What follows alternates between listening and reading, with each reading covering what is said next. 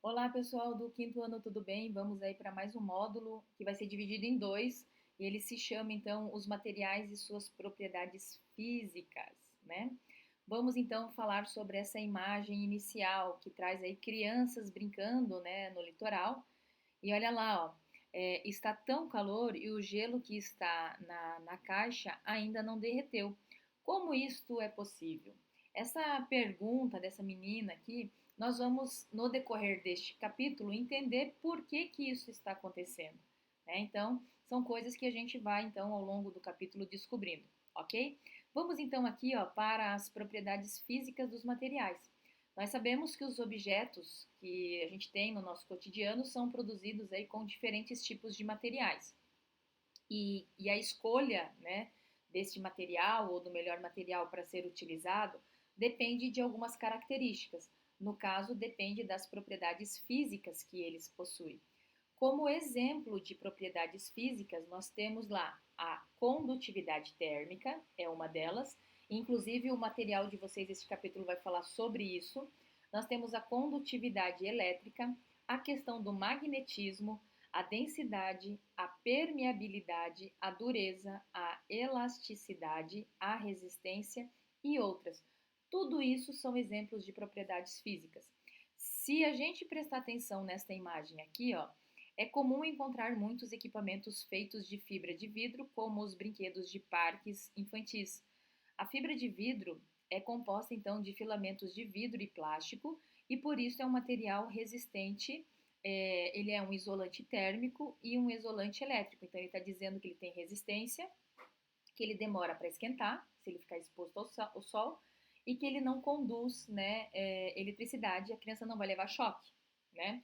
E aqui, ó, e nessa outra imagem nós temos aqui, ó, por sua grande capacidade de absorver calor, né, muitos metais chegam a derreter e podem ser modelados. Então são características diferentes aí que aparecem nas duas imagens, né? E aí nós temos lá, ó, condutividade térmica.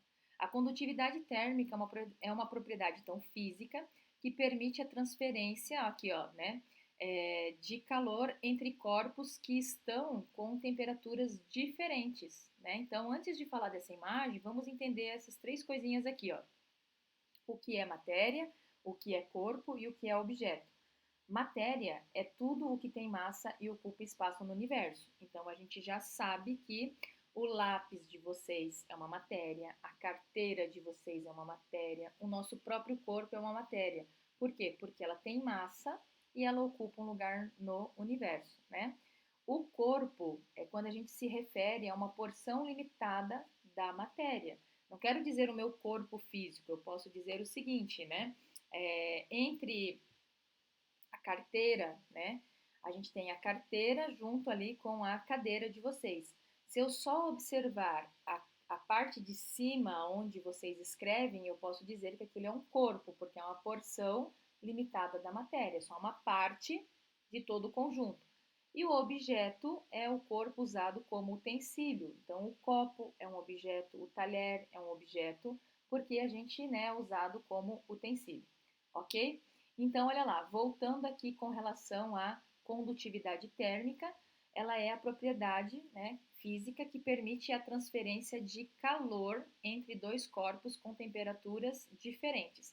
E sempre, gente, sempre vai acontecer no sentido do que estiver mais quente para o que estiver mais frio. Por isso que eu tenho essa seta virada para lá, ok?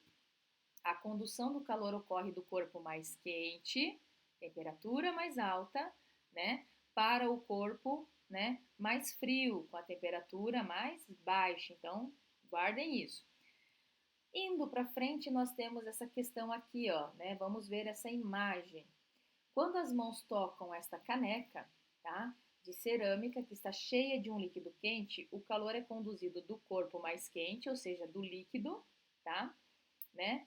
É, para a caneca, né? Ou seja, ele tem ali o líquido dentro da caneca, então a caneca, comparada com a nossa mão, ela vai estar mais quente, que vai estar mais fria.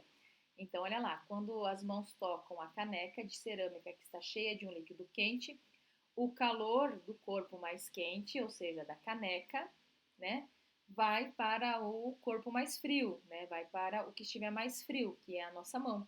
Então, este é um exemplo em que o calor do líquido e da cerâmica são conduzidos para os corpos com menor calor, como as mãos, né, e o ambiente. Então, eu tenho perda de calor para a mão e perda de calor para o ambiente, por isso que está saindo essa fumacinha, tá?